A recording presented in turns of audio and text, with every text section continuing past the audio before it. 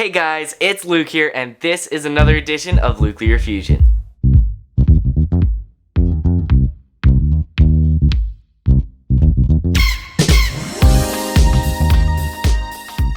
So today we're going to review two kits, but the first is the Cobi Vickers Wellington. Now, first impressions, it looks really awesome. It's very big and very fun to just look at. Now, the reason I didn't do a build video is because this thing took me a solid 4 hours to build, and I didn't think you guys would want to watch 5 minutes of me just putting together a bunch of plastic. So that said, let's take a closer look and see all the details now. Taking a closer look at our Vickers Wellington, you'll immediately notice the awesome black and camouflage paint scheme. Now, the reason it is part black and part camouflage is because if you're looking from above, you'll notice that the whole thing is camouflaged. So in real life, you're looking down at the forest floor and you can see the camouflage is blending in with the ground. Now, if you're looking up, since this plane is designed to bomb at night, the whole thing is black. So if you're looking up at the plane, the bottom is completely black to match the black night sky so that the planes can stay nicely hidden as they get their bombing run done. Now, that said, let's move on to the port side or left side of the aircraft. Now, the first thing you'll notice is all of these stickers. Now, the only thing that isn't a sticker that you see of all of these details is the little print here of the little British tail insignia. Now, on the wings, you'll notice the British roundels, just to show that it is a British aircraft, as well as the one on the tail section here, and you also have the letters signifying its squadron. Now, one thing I think is pretty weird is that they have the R number, which is to signify that it is a civilian aircraft, even though on the box art they show it dropping bombs, and I'm pretty sure civilian Vickers Wellingtons don't actually drop bombs. Now, that said, we also have this really cool sticker here representing a bunch of windows, and now let's take a look at the front. Taking a look at the front, you have our front turret. You can actually spin the guns around, just so you can get a better look at that. I'm pointing it down a little bit. And then once you've spun to the right direction, you can angle both of your guns up and down to point at the enemy airplane or whatever is approaching.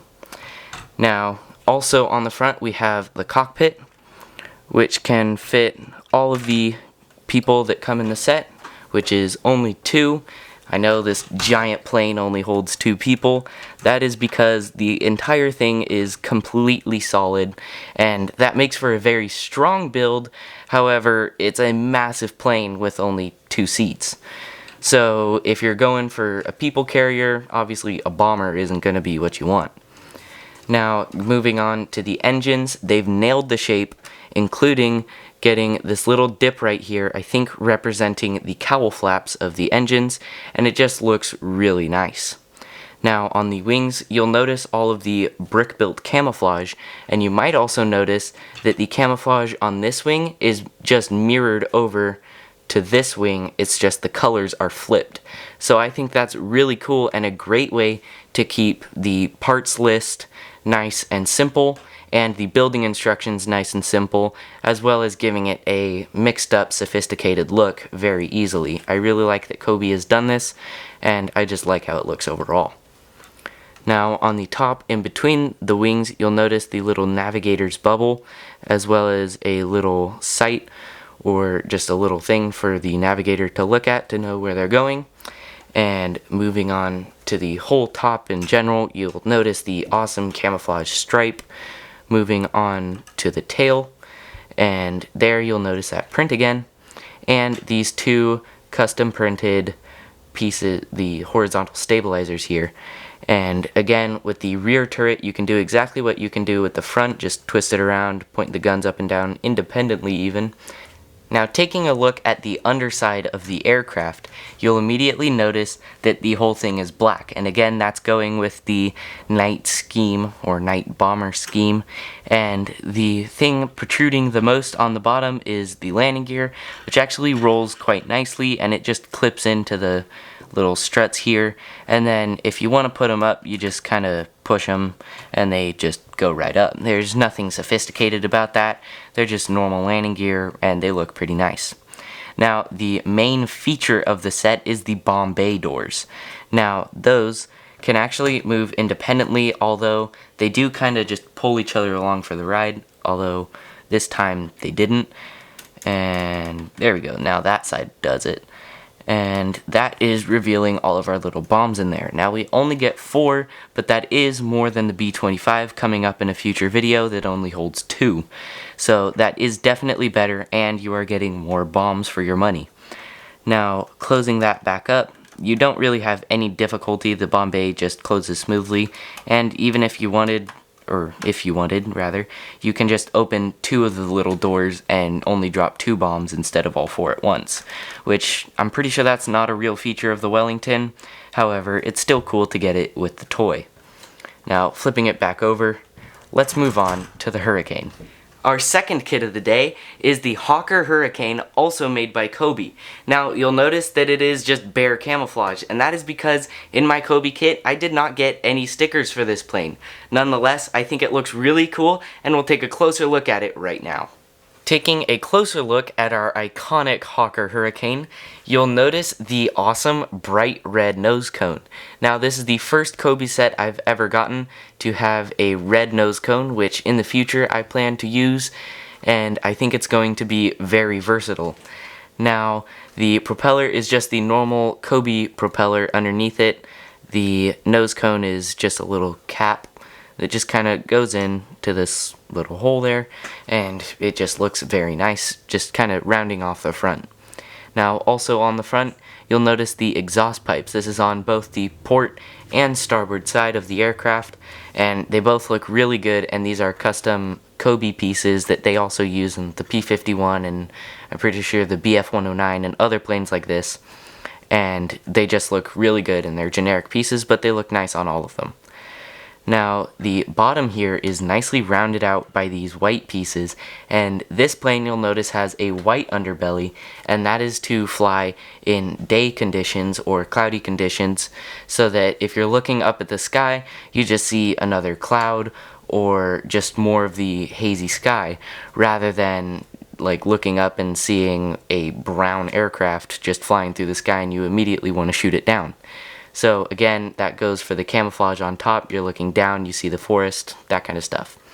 So that is why it has a white underbelly and the camouflage. Moving on, the cockpit is just the same as the Corsair. You just kind of pinch it and lift it up, and then you get access to your one seat, which is how it should be for this aircraft. It's a fighter plane, so it only has one seat, and you have a nice little cockpit with an actual chair in there, and our little kind of gun sight and our flight stick.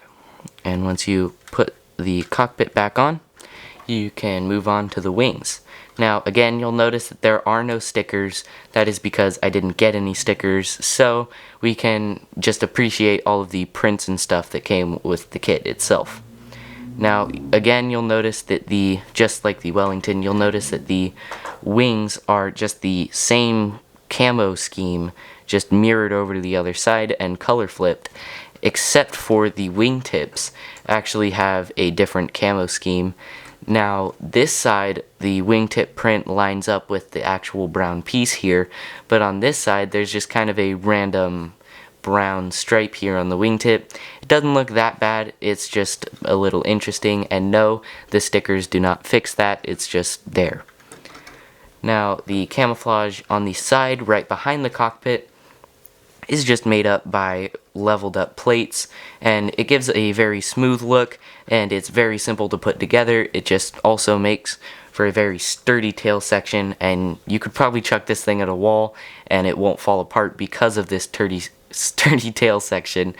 And moving on to the tail, you'll notice the kind of rounded horizontal stabilizers here, and that is again signature to the Hurricane, as well as the custom tailpiece that is done for all of the Cobi planes, and I love that they actually custom mold parts for each of their planes. Now you'll also notice the British stripes here, signifying that it is in fact a British plane, and right on the bottom here, you can just kind of push over the landing gear, if this one will move, and that is your flight position, and the rear wheel just kind of stays down. Now, one thing I would love to see with this plane, whether it's a new version, well, it would have to be a new version, or I might just modify this one later, is having half of the bottom black and half of the bottom white.